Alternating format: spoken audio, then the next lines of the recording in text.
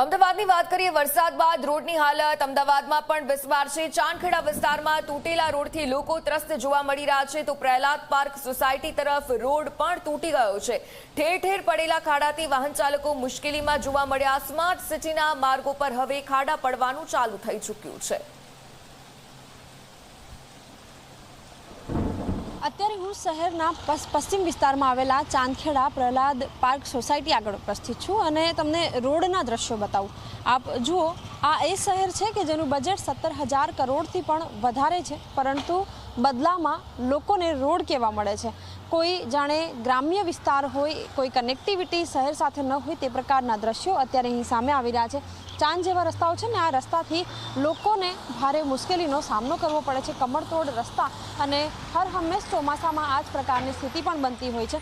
અચ્છા, આવા જે રોડ છે, તમને લાગે છે કે કામ થાય છે અને રોડ સારી ગુણવત્તાવાળા નથી થતા? કામ નથી થતા, લોકો પૈસા ખાઈ જાય છે।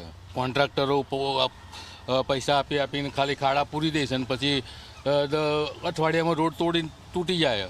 તમને એવું લાગે છે કે કારણ કે કરોડોનું બજેટ છે મહાનગરપાલિકા અમદાવાદ, કે જેનું આખા રાજ્યમાં સૌથી વધારે બજેટ સારી જગ્યાએ વપરાય છે, એવું લાગે છે? ના, નથી લાગતું કોઈ। તમને દેખાય જ છે ને, આ જાતે દેખાય છે, પબ્લિક નહીં દેખાય છે, પબ્લિક બોલતી નથી કાંઈ।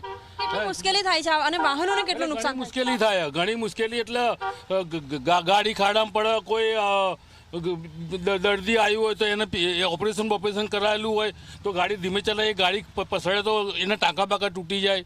પ્રજાને પડતી હાલાકી એસી ચેમ્બરમાં બેસેલા અધિકારીઓ ક્યારે સમજશે? આપ જુઓ કે દ્રશ્યો જુઓ, વાહનો અહીંથી અવર જવર કરી રહ્યા છે।